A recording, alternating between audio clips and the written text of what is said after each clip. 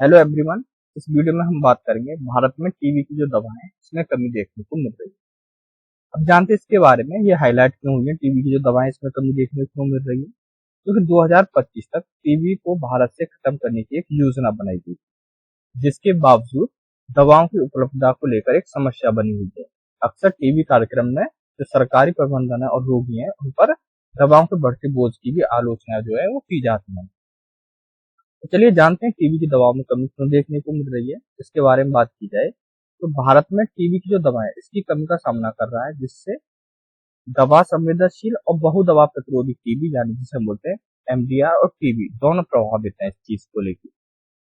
TB जो है वो उन्मूलन लक्ष्य हासिल करने में 2 साल से भी अब कम समय रहा बचा है इसमें, क्योंकि प्रेजेंट में 2014 चल रही है और 2015 तक इसे खत्म करने का एक लक्ष्य बनाया गया था टीबी की, जिससे दवा की जो उपलब्धता है वो सही टीबी नियंत्रण के सबसे बुनियादी तत्वों को संबोधित करने में भारत की असमर्थता और अपने लक्ष्यों को पूरा करने के लिए देश की तैयारी पर संदेह पैदा करती है। क्योंकि तब तक जो टारगेट रखा गया है उस पर भी ये संदेह पैदा करती है।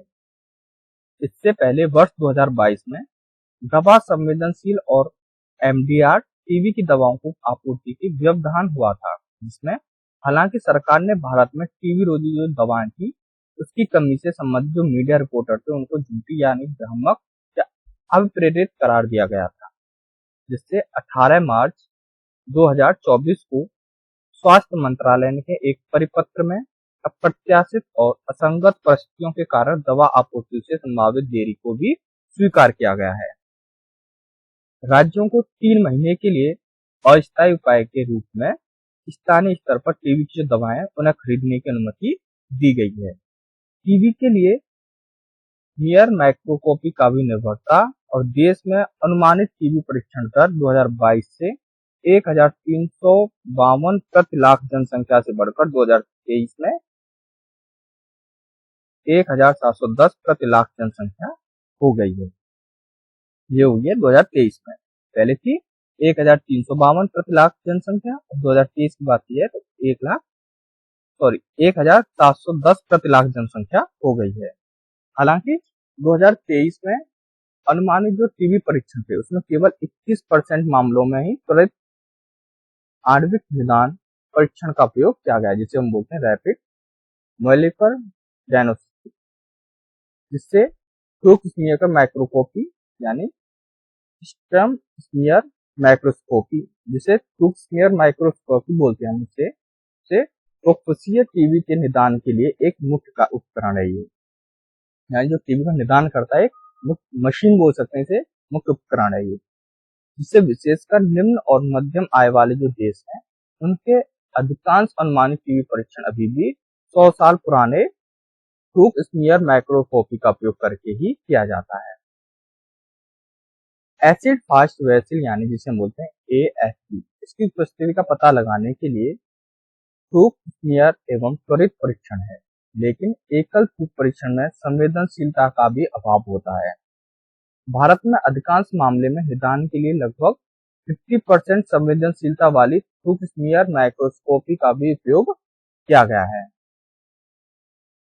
ये जो है ये रिफेम्पसियन प्रतिरोध की पहचान नहीं कर सकती है, जिससे बहुदवा प्रतिरोधी टीबी के कई मामलों की पहचान नहीं हो पाती है।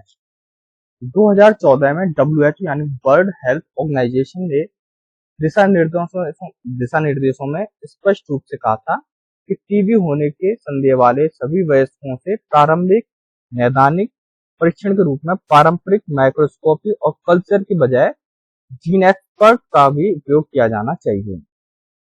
अब टीबी के लिए एक आणविक परीक्षण की बात की जाए तो WHO के द्वारा टीबी के निदान के लिए प्रारंभिक परीक्षण के रूप में थ्रू स्मीयर माइक्रोस्कोपी का बजाय तेजी से आणविक परीक्षण के उपयोग की सिफारिश इसमें की गई है।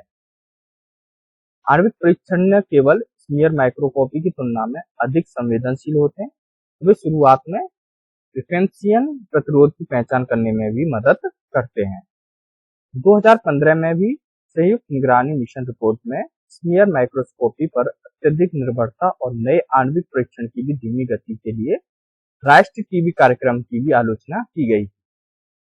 बात की जाए राष्ट्रीय टीबी उन्मूलन कार्यक्रम के बारे में। तो राष्ट्रीय क्षय रोग उन्मूलन कार्यक्रम जिसे हम बोलते हैं एनटीईपी, भारत सरकार की सार्वजनिक स्वास्थ्य पहल है जो देश के क्षय रोग उन्मूलन प्रयासों का भी आयोजन करती है।